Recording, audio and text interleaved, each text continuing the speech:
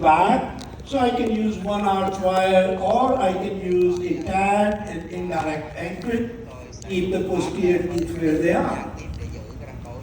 Now my intrusion arch, I can use one piece or two pieces. I like to use cantilevers. So most of my wires are going to be beta titanium wires. And these beta titanium wires, you will call them PMA, CNA, different names. These wires were developed at the University of America around 1980. Different companies give different names to these wires, but they are all manufactured in one place in Connecticut. All wires, they just give different names, okay? So, now I can use a cantilever. 17 by 25 is our preferred size. I'm going to pick it up, engage it here, and deliver a force of about 30 grams on each side. So, I'm going to pick it up, okay, on the anterior segment. The next is going to be, this is the wood force system because shown in green. I am not going to have any tip back because there's a big segment in the back. I want to maintain class 1, and anteriorly you can see this force system. I am going to do the intrusion of the anterior teeth until I can put one straight wire in the patient. Okay? There are a lot of other things we'll discuss. So now you can see how we are going to do in the lower. I can use a one-piece intrusion arch, or I can use two-piece cantilever. Hai đoạn cantilever, một cái liên tục là cái cung ứng. So now there's our patient, the same patient I was showing you. So if you take a look at now, the intrusion in the lower is taking place, and I am using a one-piece arch. Buccal segment is maintaining the relationship there, and then intrusion will go on until I can put one straight wire in my patient. If I want to flare the lower teeth, I don't cinch it in the back, or I will cinch it a couple of millimeters so the wire can slide out. So the same wire, I can flare the teeth, I can intrude the teeth, and if I use elastics, I can retract the teeth at the same time. So there's our patient, and you can see the buccal occlusion remained pretty good. Long axes of the teeth look good, and we were able to improve significantly in this patient. And we did not change patient's smile at all because we did not want to change anything with zips. Okay? So just giving you different examples what we are doing. Now, if you take a look at a patient who has a cant-occlusal plane. What do we mean by cant-occlusal plane? Anterior region, everything is going down in this direction. I want patient smiles, everything looks like this. I would like to correct that problem. So how would I do that? Many different ways we do it. I can use a cantilever to intrude on this side. I can use a cantilever to extrude on that side. I can use lighter force on one side, heavier force on the other side, until I can change the occlusion in the inner region. So let's take a look at going back to our intrusion arch. So now this is a patient, what we would usually say, if you look in the front, is like class B geometry. Class 3 geometry is going to hình be học loại 3 two incisors và are hai leaning ranh towards cửa one nó side. nghiêng về một phía, đó là cây If geometry you 3. put a straight wire Cái hình học in, 3 nếu chúng ta đặt dây you're thẳng going to vào have extrusion, và nó sẽ có trồi intrusion và luống on the two và incisors, hai ranh cửa, and you're going to see và the force lấy system cái hệ is thống going to be different và the nó way sẽ you khác imagine, như cái cách mà and the chúng ta moments are going to và be cái on moment the same và nó side. sẽ So cùng ở both một phía roots are going to và tip nhiều either this way và or nó that nó way. nghiêng các răng như thế này hoặc như thế này. Anyway, so take a look at this Chúng ta patient, xem class bệnh nhân 1, đây là bệnh nhân hạng 1 gingival problem. có vấn đề về nướu We would like to align the và teeth, chúng we ta would like to muốn intrude the các răng, teeth. chúng ta muốn luống răng. So there's our same situation as Đây I là showed cùng một you. trường hợp á, cùng một tình trạng như So mà what tôi are đã we going trình to bày. do? Thì chúng ta sẽ làm gì? Asymmetric canting of the anterior occlusal plane. Của các cái So mặt if nhăn they're bên trên. canting at the incisor Và edge, you nếu are going như to vậy see á, that the thì chúng ta gingival sẽ thấy margins cái also. nướu. Unless patient has Thì some nó other sẽ issues thấy được going cái on. sự nghiêng răng và trồi thường. So now you will see here, Và các bạn có thể thấy ở đây two things can happen. hai điều có thể xảy ra. Midlines will remain okay and teeth are leaning on one side, or my midlines are going to be off because so force very because when you apply the force you want the midlines to be good, or if the midlines are good you want to keep the midline where it is and you only want to move the roots. Không tốt thì chúng ta muốn để chỉnh lại ra đúng, mà nếu If you don't think what your wire is và going nếu to các do, bạn không nghĩ là then cái you này have sẽ a lot làm of gì thì chúng ta problems sẽ gây ra in rất your là nhiều patient. vấn đề cho bệnh nhân.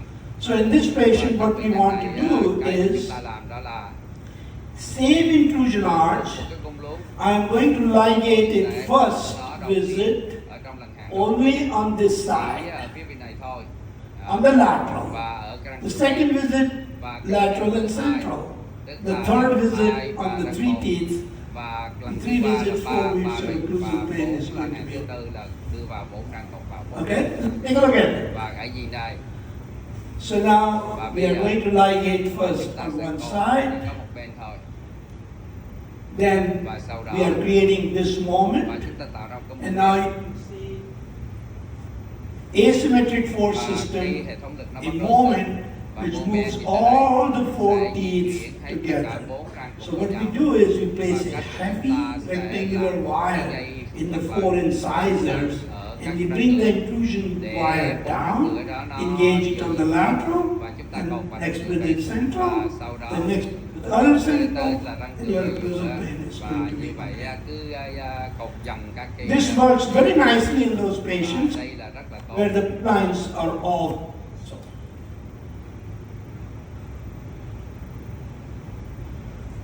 I'm sorry, this works a little bit slow. Dạ tôi sorry là nó hơi chậm. And then what is going to happen? Once your occlusal plane Và is như vậy good, cái phần then nhai nó tốt the intrusion of the four teeth và can cái take place if you really want it. If you don't want intrusion, lún thêm thì finish không the để bốn case răng. right Nếu at chúng ta that không point. muốn lún nữa thì chúng ta sẽ hoàn tất ở đây. So, that is the Đó force là system. một hệ thống lực And now you can see engagement on one, and this is how the four teeth are và going to đó move là bốn together. các cái răng nó sẽ là đi.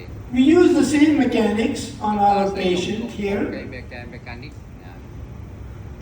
cùng một cái cơ học. So you will see here, Các bạn có thể thấy I'm purposely showing you a headgear on this.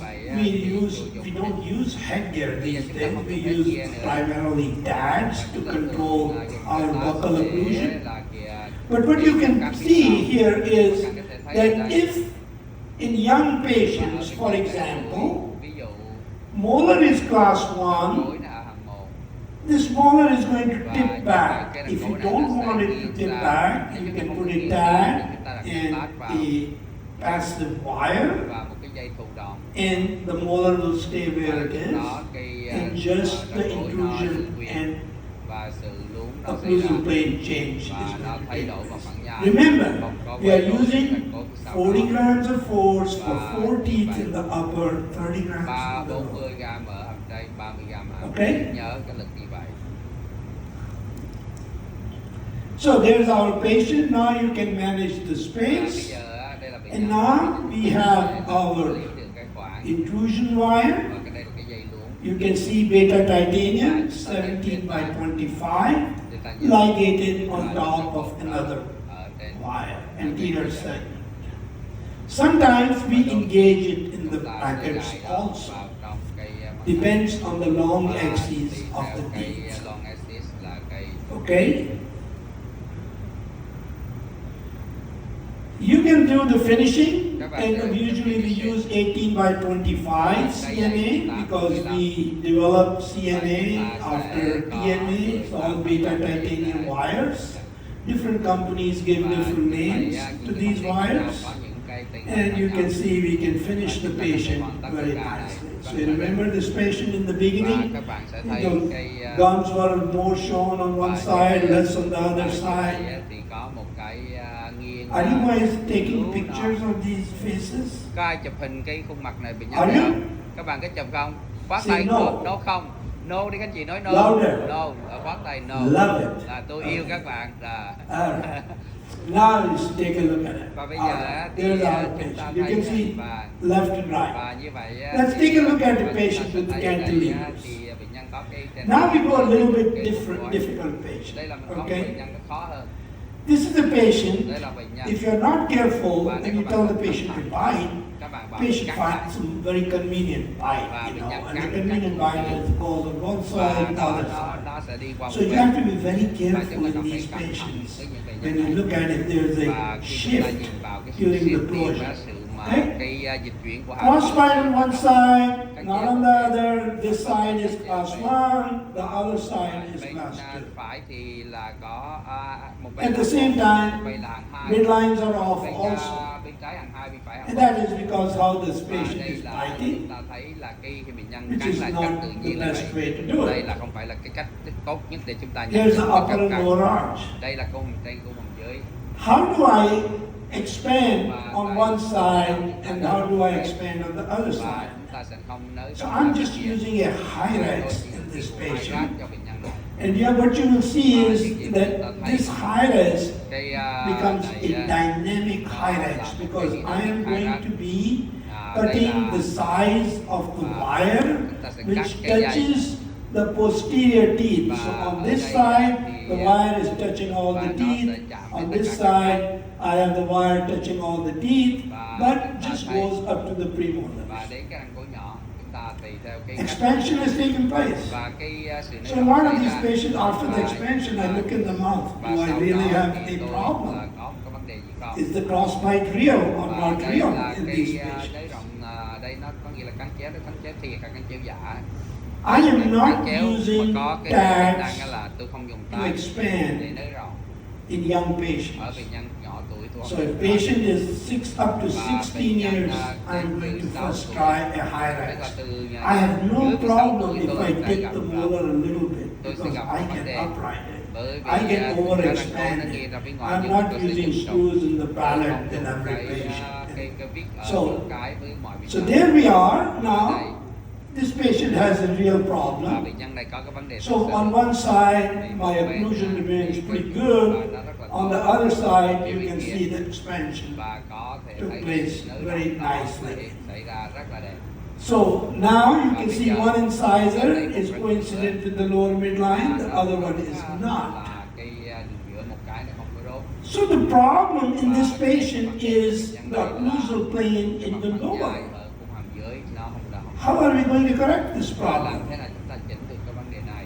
I can have one piece intrusion arch, I can use a cantilever, Chúng ta có thể dùng either cantilever one piece or cantilever. hoặc là một mảnh hoặc là cantilever. So take a look at it, what I did in this patient.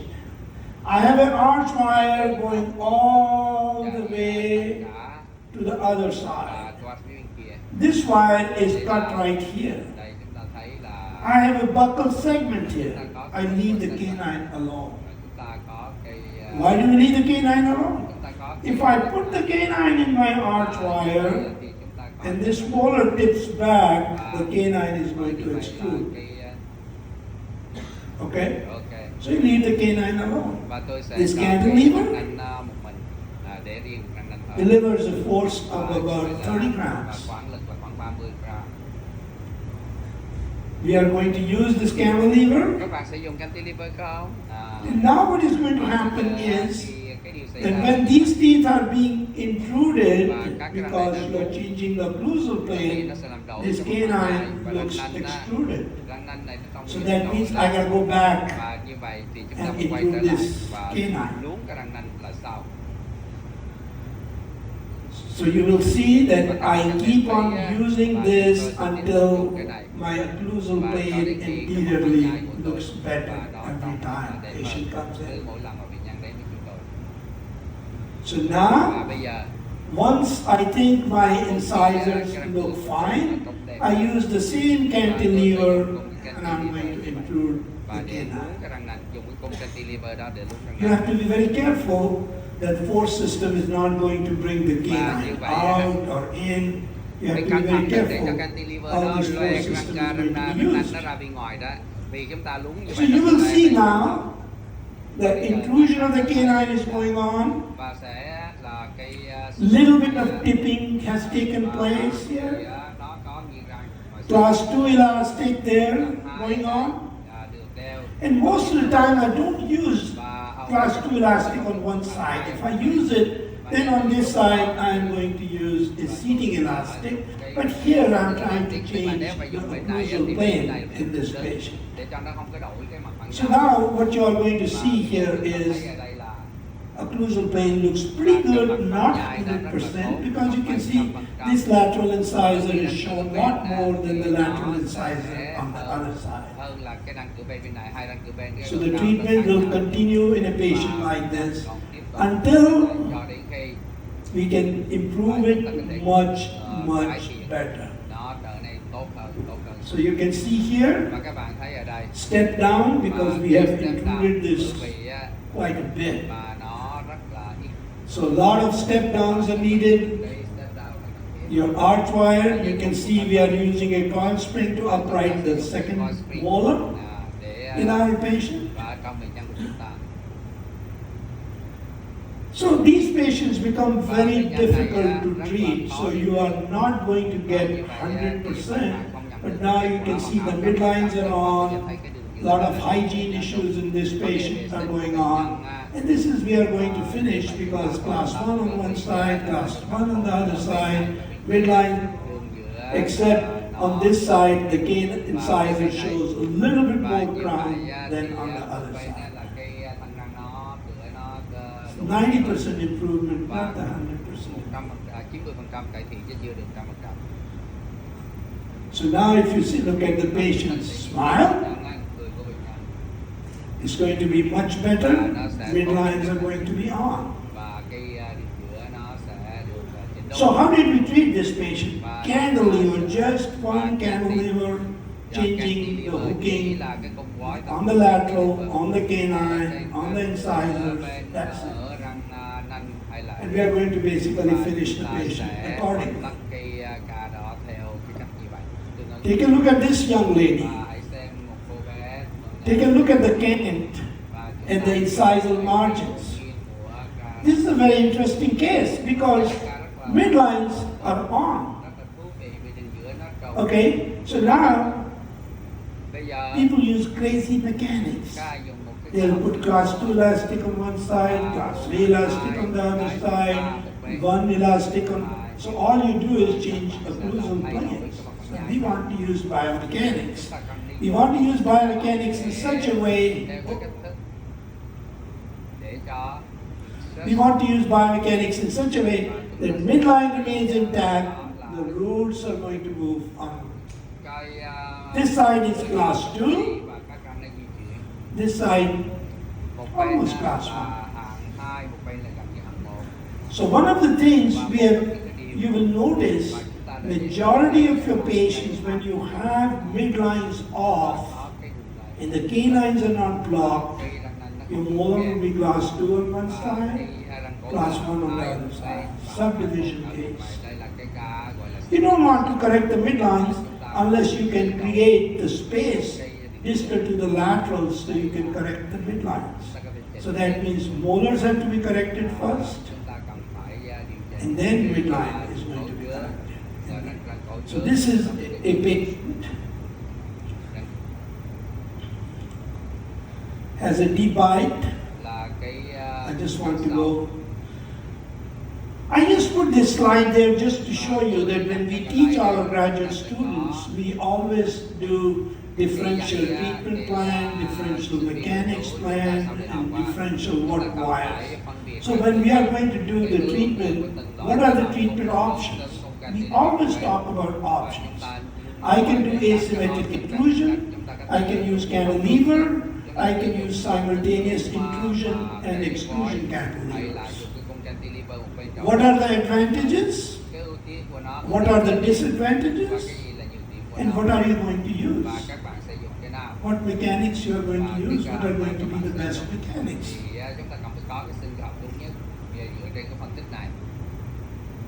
So in this case, we decided we would like to do asymmetrical intrusion.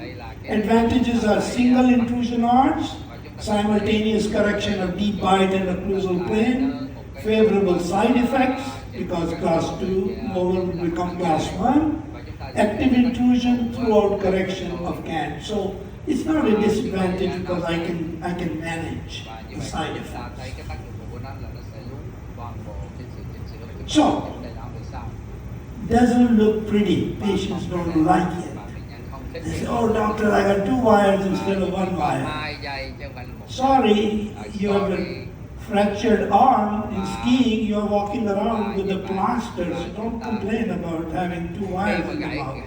Okay? So what are we going to do in this case? What we do is, you can see the arch wire just tied on one side, intrusion wire.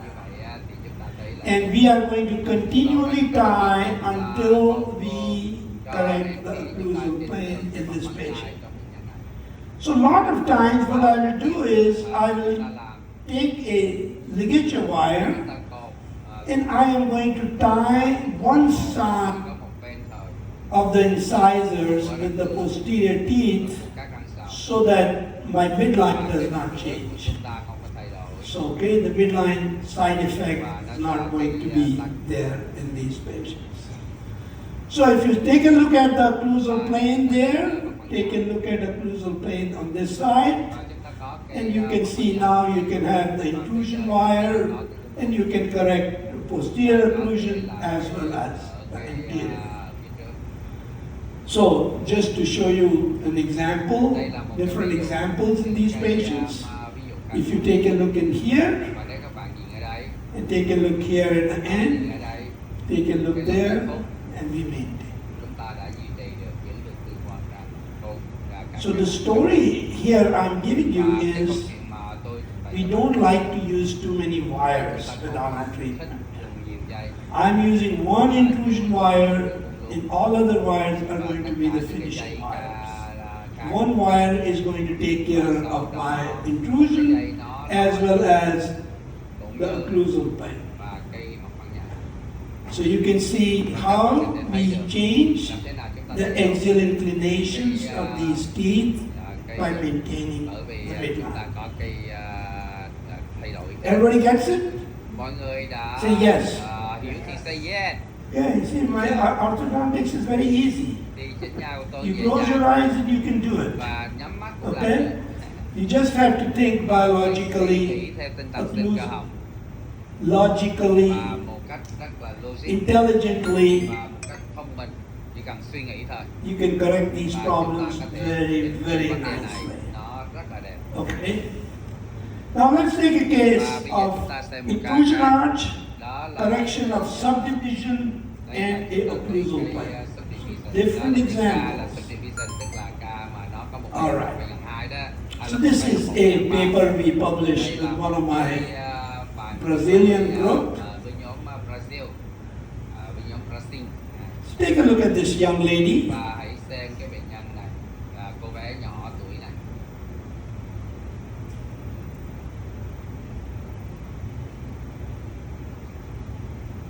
These pictures are not showing up very fast. Cái này nó chuyển không có nhanh lắm. So you will see on this side, the patient is class 2. On that side, more class 1. Vâng, Okay? có vẻ nghiêng về ảnh. Let me go there. I think I can move pictures a little bit faster. Và tôi sẽ tới đây cho tôi ngồi đây để lấy cái ghế cho thầy ngồi luôn các anh chị. Okay. Dạ, I can move it much faster here. dạ. Okay. So upper arch, lower arch, and you can see the arch form looks pretty good. The medial buccal cusp in the upper looks pretty good. The lower arch form looks good. So now, just want to show you the forces. So you see that gauge on the upper, we call it corex gauge. Okay? You know, I go and give lectures all over the world. Okay? So when I go to Germany, I will ask orthodontists, how many have a Porsche? About 10% raise their hand, I have a Porsche. How many have a very fancy Mercedes S600? Hay là cái Mercedes ai cũng How many have a Corex gauge in the và office? có cái thước ở trong này. Just two hands Chỉ có together. hai tờ là tức là có xe Porsche, It costs có only xe $70, Mercedes thì rất là nhiều. $60. Chỉ có $50-60. What do we use Và in chúng ta sử dụng orthodontics? cái nó trong chỉnh nha làm gì? Lực. Cái chúng ta And làm if you gì have trong no chỉnh nha ability lực. to measure the Và chúng force, ta không có khả năng đo what lực the hell are you doing? thì các bạn đang làm cái quái gì ở đây? Các bạn dùng lực mà các bạn So không I đo được always lực tell thì các bạn people, ông này là what the hell, buy cái it. quái quỷ gì đây? don't even measure Và force in không your đo lực patient. ở trong bệnh nhân It của will mình. make you feel good that Và- at least it is in the office. Và như vậy á, thì chúng ta không phải đo lực để chúng ta mới biết được So là I là cái don't lực own nó the phù hợp. company, okay? Tôi làm việc I với get rất no nhiều công money ty, from them. tôi không But có I cái always này. say that if you don't Nếu know các how bạn much không biết force là you lực are bao using, nhiêu you can make loops, và có thể làm measure lớp the force. và đo lực, Cantilevers, cantilever measure the đo lực, force. à, Coil springs, và cái lò measure the xo force. đo lực, lò xo là lực, có lực là phải đo Without lực. force and moments, we cannot do orthodontics. Không có lực, không có moment, So, không làm được chỉnh nha. 45 grams, Và 50 45 grams. gram, 50 gram, 45 gram. How many of you have Corex gauge in the office? Các bạn nào in có this cái thước room? đo lực ở trong ở nhà? Ok. You are much better than Các German bạn là orthodontists. You know tốt that? hơn là nha sĩ ở Đức, các nha sĩ chỉnh nha ở Đức các bạn. Congratulations. And those of you who don't have it, Chúc mừng. buy it today. Và nếu như không Okay? có thì ngày hôm nay nhớ đi Please. mua đi nghe. Đó, các So, bạn không có cái thước đo lực hôm nay now đi. you have a Và cantilever. các bạn á, là phải What a simple way of doing và orthodontics. cái đơn giản trong chỉnh nha nó You know, people spend $250 to buy và that crazy $250 để mua carrier. cái Distalizer. carrier, It's cái not a cái distalizer.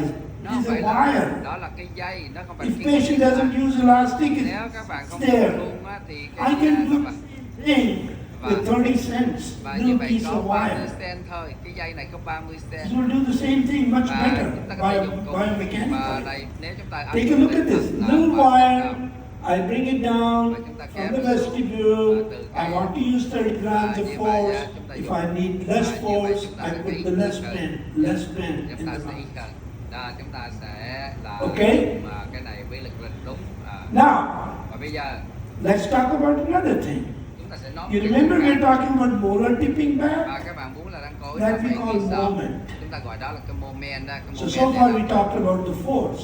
Cho đến bây giờ này chúng ta mới And nói the về molar is răng going to cối tip back. và răng That's cối nó going to ghi be the ra moment. là răng cối ghi How ra là much cho cái moment moment do we need in và chúng ta cần orthodontics? phải to có tip the molar moment là back? bao nhiêu để ghi cái răng 800 cối to 900 grams và chúng ta millimeter. thấy là 800 đến So 900 gram force mm. is in grams and Lực là tính bằng gam, moment is và in gram moment là millimeter. cái đơn vị nó là gam So mm. how would we know it? Làm thế nào chúng ta biết được Amount of và force, cái mức độ của lực distance from here to khoảng cách there, từ đây đến đây là cánh tay đòn đó, multiply nhân với how much moment you are going to be using. rồi như vậy thì nhân với lực thì chúng That's ta it. được cái moment đó là chúng So ta nhớ là if I want nếu chúng ta 900 grams có of moment, 900 gram 30 moment, grams of mm force, với lực 30 millimeters. và như vậy chúng ta có lực là 30 gram I can increase the force, chúng ta có thể tăng reduce lực the distance, và giảm cái but khoảng then cách more side effects on và the tác molar. dụng phụ nó sẽ nhiều So hơn. longer the Cho wire nên cái in này càng nhiều ở orthodontics, trong chỉnh nha, cái đoạn dài khoảng cách between the này two points of giữa hai attachment, cái you're chỗ doing kết better nối thì orthodontics. nó sẽ là chỉnh Doesn't nha make a difference.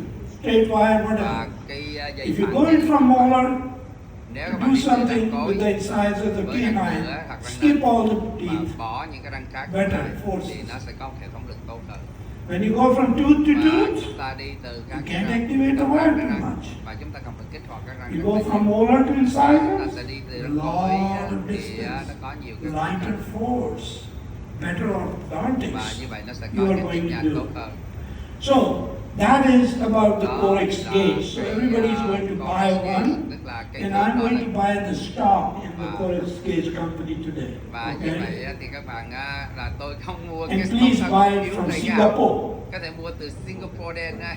from Dr. Vitong's company. Và từ công Do you have corex gauge in your và office? có cái How báo many? cáo không? Có bao nhiêu cái He has 2 corex gauge. và có 2 He thứ. needs 100. Chúng ta cần phải có cả 100 cái trong So kho now để you bán can ra. see, I bring this wire, Và chúng ta sẽ mang cái I'm này going to xuống. hook it on Chúng ta only bó on cái one đây side. ở một vị trí thôi. So I'm showing you these examples not to show you how nicely the patients are treated. I'm showing you the mechanics, Tôi cho how các bạn thấy simple cái cơ mechanics học làm thế you nào can một cái cơ use học in đơn your giản nó có office. thể dùng các bạn dùng trong Okay. phòng khám. Yes. So there we are, Và chúng because ta ở đây take a look at it, what I'm và doing đây now. ta làm gì đây? The wire is cut here. Cái dây được cắt ở đây. This side was class 2. Cái phía này là phía hàng 2. I'm tipping this molar back. Tôi sẽ nghiêng cái răng cổ ra phía On the sau. other side, molar is class 1, Và so cái my wire cổ goes đó all the way đi to the molar. liên tục luôn đi vào răng cối.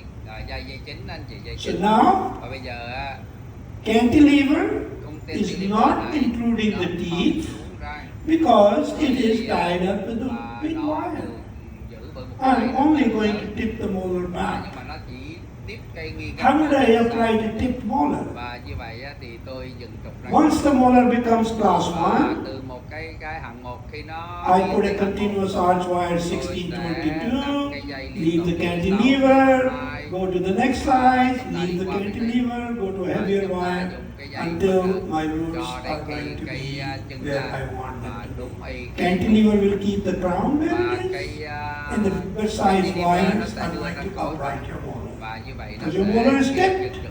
trục răng Your cối. wire has to go in, Và khi cái dây á, thì creating this moment, và but chúng you ta don't want the molar to come và forward, chúng ta không so muốn cantilever stays và as cantilever anchor. nó sẽ đóng vai trò như là một cái neo chặn để giữ. Everybody got it? Các bạn nắm được không? Tức là nó vừa You are the trục và smartest nó- group I have và ever các seen. bạn You là know that? cái nhóm Because in không most of nhất the tự countries động. they said, no, I did Bởi not vì get it. có những cái nước khác họ lắc đầu Right? đều không hiểu các bạn giỏi Very good. các bạn cũng gật gù là So take a look at it, what we are và doing. như vậy á, thì các bạn sẽ We are creating space. chúng ta đã tạo ra cái khoảng You know, I go to Germany every year và tôi đến Đức to hàng take năm part in Dr. và Benedict Wilmer's. tham dự cái He has cuộc 2 meeting days meeting. của cái cuộc họp He invites me every year và because Benedict I don't Wilmer use his system. tôi không dùng cái hệ thống của họ. Because it costs $1,500, Bởi vì, 1,500. Chúng ta thấy 1.500 This is đô. costing me what, $5? Beta titanium wire? Or if I need a small piece of wire, 30 cents? I like to do cheap orthodontics. Okay, I can bring it back up to 3 millimeters. So now you can see.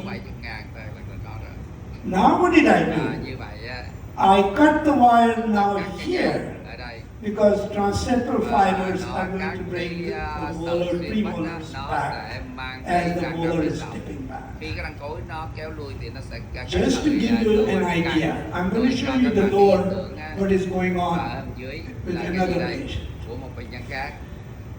Now I want to change the midline. Tôi muốn thay đổi One of điều the đó. biggest problems in Một trong những vấn đề orthodontics rất lớn is trong cái chỉnh that hình đó là you have 3 types of là midline chúng ta có problems. cái ba I'll loại show you a little bit later.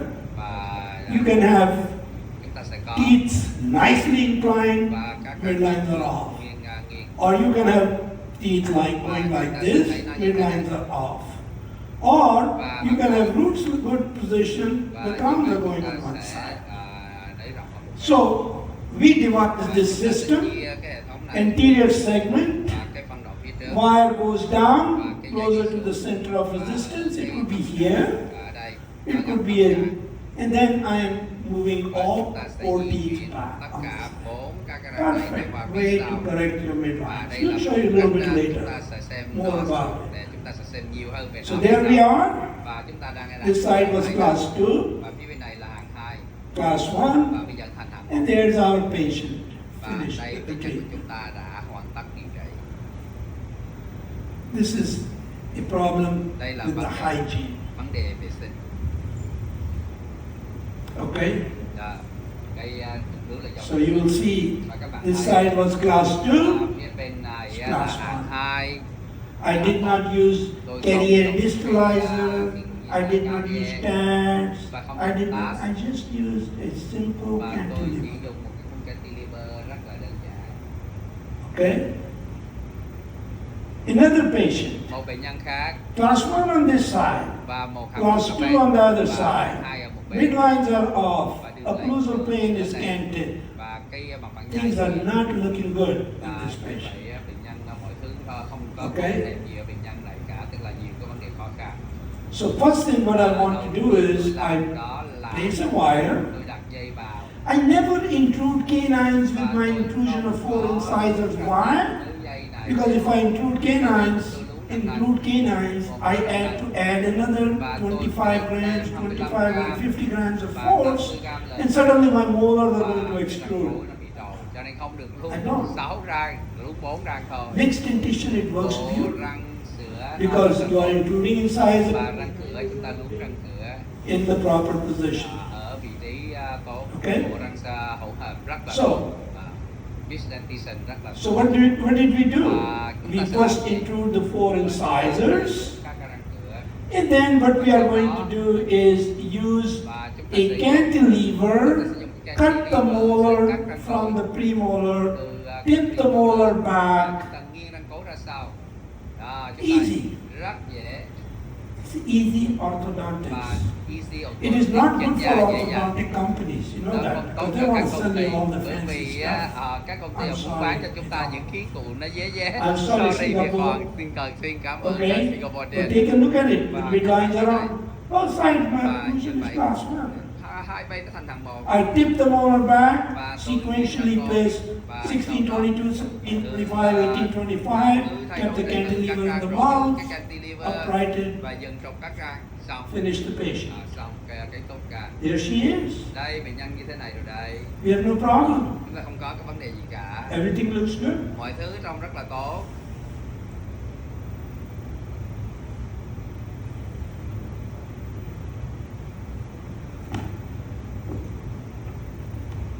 We'll change the lecture. Chúng So ta I đổi just want cái to bài show giảng. you.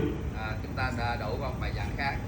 This was our aligner book Đây which là came cuốn sách out. Aligner đã Two xuất bản years rồi ago. cách đây 2 năm. Cái cuốn sách màu cam vàng. This is our new Đây aligner là book cuốn sách Aligner which is mới. coming out in about 2 months. Chuẩn bị xuất bản 2 tháng nữa ra lò. So all these other Và books tất cả have những cuốn been sách này translated in different languages, được not thay in đổi Vietnamese, nhưng mà chưa dịch qua tiếng but Việt everybody speaks English. và mọi người là nói So tiếng Anh. at any given time in Và Amazon, bất kỳ I thời điểm have nào 4 active books chúng tôi of có the lúc nào last trên 30 years. Amazon lúc nào cũng Okay. có những 4 cuốn sách đã được So, bán trên Amazon trong vòng Just to 50 give you năm an qua. example, Cho các bạn cái ví this dụ, book, cuốn sách này nè they have sold more than 30,000 bán copies, hơn 11 30.000 bản, different languages. 11 thứ tiếng This book, Và cuốn more sách than này 25,000 và copies. 25.000 bản. I don't keep the money. Tôi I không give it có to the được. department. Và tôi cho cái tiền đó Always. cho cái bộ môn chứ tôi không Except dùng tiền these dự people tiền. keep the money. Và những người này những người I tác told giả them khác give là it to dùng my department. They said no, we'll keep và it. họ We need the money. họ cần Okay. tiền, họ không có cho tiền, tức là những tác So giả đồng tác giả. I have a third edition coming Và up cái of this book. cái thứ And ba this time my bản thứ ba của co-author nó. is going to be Dr. Uribe Và như because vậy người kế tiếp của tôi là I'm bác sĩ reaching at the Uribe. stage where the book has to go on. Và cuốn sách nó phải And là the tiếp tục, tôi print- trao cái quyền the phát triển Elseviers, cái đó. our company Và wanted. như Who vậy else cho bác can sĩ carry it Flavio on? So Flavio these books are sẽ very cho nó important. tiếp If tục. you don't have them, you Rất là should. rất quan trọng. Nếu This các bạn way you chưa can có donate some money và các bạn to có different thể departments. đóng góp một số tiền cho cái So now công ty, you're going cho to cái go- bộ môn tức là biết là bản thứ ba của cuốn rất quan trọng, đó là thẩm mỹ và sinh cơ học trong chỉnh nha. Nó ra bản thứ 2 rồi bây giờ sẽ ra bản thứ 3 mà người chủ bút là người kế tiếp. How come he's still translating? I'm finished. Dạ. Ok. Thầy nói tại sao á, tôi xong rồi mà tôi vẫn còn đang dịch.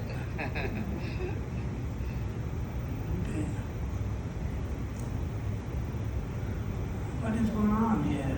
Okay. Why I cannot...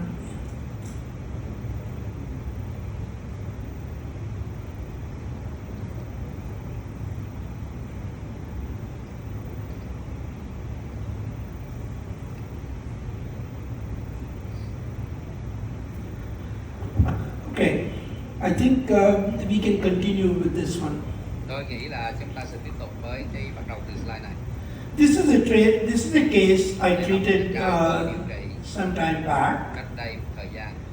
See, one of the things is people always ask me, Dr. Nanda, you're retired. Are you treating patients Và các bạn these days? I có treated không? patients for 55 years. Và như vậy I have so many patients over the years with my graduate students. More than 30,000 patients. Hơn là hơn 30 So, biology never changes. Biomechanics never changes. Sinh cơ học nó không có đổi. It's always the same, and there's no new inventions in orthodontics except shape and realignments. Chỉ có ở đây nơi thôi, chứ không có sinh cơ học. There's nothing else new in Không có cái gì orthodontics. mới trong chỉnh nha hết. So take a look at this patient. When she came, I said, why are you here? She says, I would like my aesthetics to be improved. Cải thiện thẩm mỹ. So right away, I Lúc knew đó tôi biết she was sucking her finger. và bệnh nhân mút ngón tay. Tôi nói là bệnh nhân 19 years old, she was still sucking her finger. như vậy, So right away, 19 okay. tuổi nhưng mà vẫn còn. So one of the things you will see is một trong những điều that chúng ta thấy the whole bone gets deformed because it shows you that if you apply force on the bone, và chúng ta lực vào đặt lực vào xương. shape. Thì This is why we call it orthopedics, đó craniofacial. là cái orthopedic là chỉnh xương. Okay, Cái lực so take a ngón look tay at là this lực patient. chỉnh xương. Class 2 on this side Và hạng 2 vật bên is a total mess. và A little bit more complicated than the cases I was showing you. hơn những cái ca mà trước đây. So if you take a look at it here, Chúng ta nhìn ở đây. canine is here, lateral is here, central here, this is up there, this is up there. How are you going to treat this patient? Well, the first thing that we do when we want to treat a patient like this is we tell the patient, Chúng ta nói với bệnh nhân can you stop sucking or habit or whatever the problem is, or we are going to give you some kind of an appliance hoặc in là the chúng tôi mouth. sẽ dùng cái khí cụ. So we go in and we place a cái khí cụ habit breaking appliance. cái cụ để bỏ cái thói quen. But in most of the adult patients, what happens is the force is so much, even the molar tips Nhưng mà forward. người lớn họ vẫn còn tiếp tục thì cái lực nó lớn. So a lot of these patients, I'm going to use Và như vậy these days even tap và chúng ta có thể dùng cái to này put test luôn. the molar in the Để same cho position cái so it cái cannot vị go trí răng co, forward. răng And I leave it in the mouth for about 6 months, ideally. Chính một cách lý tưởng là 6 tháng. Every open bite patient for Rồi first bệnh 4 nhân to 6 đi months. cắn hở thì trong 6 tháng I give a habit breaking appliance. không nghe được gì hết, không. Hello. Hello. Okay. Okay. Yeah. What happens? I lose. Okay, no problem. All right. So let's take a look at Chúng it. ta nhìn đây. So now, in 6 months, the patient comes back. You can see Các bạn thấy how much open bite has cái corrected. cắn hở nó đã được. If she was 9 or 10 years old, Bệnh nhân là 90 I can maybe 90% và như will be vậy corrected. thì nếu nhỏ tuổi So anyway, we decided luôn. now is the Và bây time giờ to chúng ta start sẽ treating bắt this đầu là patient. điều trị bệnh nhân. But the problem is Cái vấn the đề là midline is here. giữa nó ở đây Look at the mount, và the chúng difference thấy, between the cái, lateral position ở here đây versus chúng ta on thấy this side. You really sit down và and bây think giờ about chúng ta it. sẽ nghĩ về cái điều If này. you start throwing Bây giờ straight chúng ta wires sẽ in the dùng mouth, cái dây thẳng ở trong miệng you are không? a terrible orthodontist. Nếu các bạn You're đặt cái dây bad. thẳng ở đây là các bạn là Your một nhà license sĩ should chỉnh be nha taken away. tồi tệ, nó rất là Because tồi, now rất what là you're dở. doing Nếu is, nếu các bạn gắn I'm going to cái make dây the thẳng vô good đây side look bad và and như bad vậy side thì look cái worse. phía Midlines bên are tốt going to be nó sẽ off, bị it's xáo, going to rồi be đường total dưới mess nó như in thế your này, mouth. các bạn sẽ thành một So đám take a bầy look at vậy. it, what we Nếu are các going bạn to gắn do mắc in cài this và thả cái dây thẳng vô là So you nó can see thành we bầy. were not satisfied here, Và so we chúng ta go không up hài to lòng here. và ở đây đây And then we say, now things và are not chúng ta changing thấy much. thì không Let's thay start đổi, the treatment in thì this chúng ta sẽ patient. điều trị. We are going to extract 2 upper Và teeth. chúng ta sẽ And then this is our và differential mechanics Và bây giờ plan. là Unilateral cái- cantilever, và asymmetric intrusion, và simultaneous chọn cái intrusion, nào, exclusion chọn này là cantilever, cantilever all that một stuff. bên không luôn, Okay? bắt đối xứng hay là một bên Advantages, luôn, một bên lời. disadvantages. Và mỗi cái đều có ưu và nhược của nó hết. Complicated case. Và đây là một ca phức tạp. So take a look at it. Và What we hiện nay did. chúng ta đã làm gì? What we're going to do is place a small piece of wire between the lateral Và giữa and the răng môi và canine răng nanh. and a cantilever to intrude those two Nó teeth. sẽ là thành Look at hai it. đoạn, các anh chị nhìn ở đây này. A small piece of Và wire, một cái đoạn ngắn cantilever, và to cantilever include these để two. lún cây răng Because I want to bring those teeth và up. chúng tôi muốn mang các răng đó lên. So that is what is going Và như on, vậy nothing thì else. không có You gì can't hết. do too many Và things chúng ta because I làm don't rất want nhiều to thứ. change Chúng the ta sẽ midline. làm giữa răng một My hai arch ba wire này. in the upper, Và you cái can hàm see tay that đầu tiên those các bạn teeth have thấy. erupted into pretty Và good như vậy position nó at có this vị time. trí tốt và từ đó chúng ta sẽ giữ những cái gì tốt và Take a look at how much intrusion we have done on those teeth. We bring them to the level of the anterior nó teeth. lên các cái răng trước Okay, just 2 teeth và chỉ có intruding. hai cái răng nó bị cuốn thôi. Not doing anything with the Không có làm gì cả space here. ở trong cái giai đoạn này. Molar is super class 2 already. Super class So you have to be very careful. Chúng ta phải cẩn thận. But on the other side, you can see the molar is tipping back a little bit, which is okay. Because I have to close that space, so it goes back, my anchorage is going to be a little Và bit như better. vậy thì cái nền tảng của chúng ta sẽ tốt hơn. Now, another example of intrusion arch. I'm going to use now intrusion arch as anchorage. Như làm neo chặn. Okay. Ra lún trong vai trò là neo. You are living in Vietnam. Các bạn sống ở Việt Nam. You can't charge too much to và their chúng ta patients. không thể là tính You tiền can cho don't nhân want to buy tags viên. in Và các every bạn không patient. mua tag cho mọi bệnh nhân. So you want to use Và chúng ta anchorage sẽ muốn dùng cái neo chặn. within by using Và moments. chúng ta bằng cách So khai what thác are we cái going to moment, do? dùng cái moment. We take an intrusion arch Chúng ta sẽ lấy and we put it on top of a continuous arch chúng ta sẽ wire. đặt nó trên một cái dây. I'm going to use straight wire mechanics to bring the canine back. Now what is going to happen? Molar wants to come Và răng forward. cối nó sẽ ra Anterior teeth want và to dip. các răng cối nó sẽ So I'm going to đi put intrusion và wire. chúng ta đặt một cung Just rút. keep the anterior Và teeth sẽ where it is. các răng Won't cửa intrude. không có bị trồi Won't ra tip khi the kéo molars cửa. back. Và nó nghiêng răng But cối at ra. least try to keep them where Và they nó sẽ are. giữ các cái răng cối I'm using it đó. like a Và tab. chúng ta đóng vai trò Like như an cái tag anchorage. để giữ nèo. So Và bây giờ you can see the wire is there. răng dây nó ở đó. 40-50 grams of Và force. 40 đến 50 gram lực. It's not going to intrude. It's not going to tip the teeth back, but keep at least Và ít nhất the nó intrusion sẽ giữ or the vertical cái position sự of the dọc của các incisors răng where cửa they are. ở nơi mà nó đang ở. So now, what you are going to see here is we are bringing the canine back with the straight wire mechanics. Our molar position we want to keep where it is. We don't want to lose the anchorage. And then I'm going to go and use, instead of T-loops, I'm going to use a mushroom loop wire because we can use these preformed wires ourselves. And you can make T-loops yourself, beta titanium one. And I will activate this 5 millimeters. I will open the loop 5 millimeters. So if the wire is flat, loops are there, you open the loop 5 millimeters, what's going to happen? The legs go up, right? Các cái thanh ngang của lớp Right. hai bên lớp Say yes. Yes, các gì nắm không? Các gì banh ra So là you nó open it, và the nó sẽ legs thành go một up. cái giống như chữ V dài các When chị. the leg goes up in the front, Và cái you get a và moment. chúng ta có So cái I don't like nó torque. có cái moment chúng I ta không bend cần it torque. wire up, Và chúng ta and I không got cần torque. chúng ta không So you can see this Và các bạn sẽ wire thấy cái dây này. is going to close the Và như space. vậy nó sẽ Canines are in the same và position, cái răng molars nanh ở are vị there, trí cùng vị trí. and all my space Và is there. bệnh nhân của chúng ta là được. Như vậy là thầy nói đến cái sự kích hoạt sẵn. So there's our patient at Và the đây end of the treatment. là bệnh nhân của chúng ta. I did not make her beauty queen, but Không she's thành very một cái happy hoa with hậu her nhưng smile. mà không biết bệnh nhân thành hoa hậu nhưng bệnh nhân rất hài lòng. Okay, she's very happy. Và bệnh Patient nhân is rất very là happy. hài lòng, rất hài lòng. Remember how things were Và in the các beginning bạn in this thấy picture. cái tình trạng lúc ban đầu nó tồi tệ như thế nào, các anh chị còn nhớ không?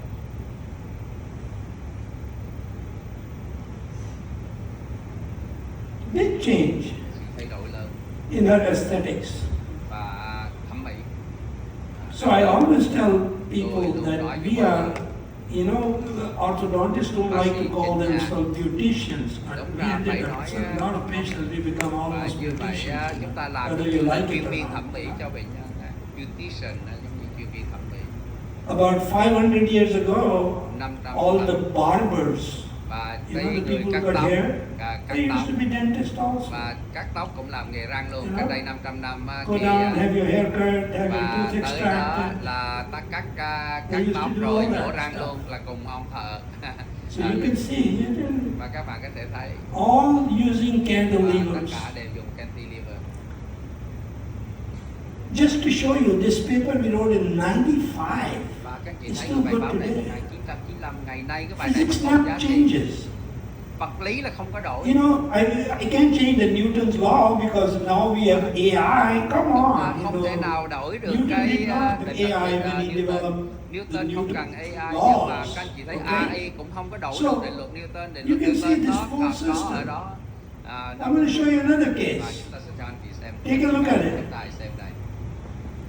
Different ways. If you Có nhiều understand cách khác biomechanics, you can use Nếu anything các you bạn want. có You thể can develop your own system if you sinh want. cơ học, các bạn The sẽ occlusal plane doesn't look good in this mặt patient, bằng right? nhai không tốt, nghiêng Gingival margins don't look và good cái also. mức nước. So what am I going to do in this Và bây giờ patient? chúng ta sẽ làm gì? I am going to take a cross washer, Và chúng ta có goes into the arch wire. và một cái I'm đoạn going to dây. crimp it.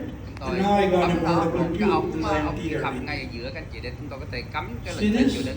Nó có cross tip. I'm going to take another arch wire, go from molar to the từ răng cổ premolar, đến cái răng cổ nhỏ bypass these và bỏ teeth, qua cái touching răng the này crowns, và đụng goes các into the cái molar. các cây răng này và My đi- base wire. và cái đó là cái dây Bypass nóng the anterior teeth, bỏ but các let răng it touch the và nó crown. chỉ chạm cái thằng Because I răng thôi. don't want them to come Và forward. bởi vì tôi không muốn các cái răng này nó ra phía trước, đó là cái dây này. I'm going to take a beta titanium wire. Cái dây beta titanium I'm going to bend it up, và chúng ta bẻ nó lên bring it down, và kéo nó xuống and hook it on the main và arch bấm nó wire vào trong cái dây chính này with a nè, force of about 30 grams. lực 30 gram. So now you can see my arch Cho wire, thấy cái dây của premolar, chúng ta molar, everybody's và tied cái up. răng cối, răng Nothing cối is going lớn to nó happen. giữ What răng is chúng going to ta. happen in the anterior Và region? như vậy là nó chỉ xảy ra ở You cây can này. see.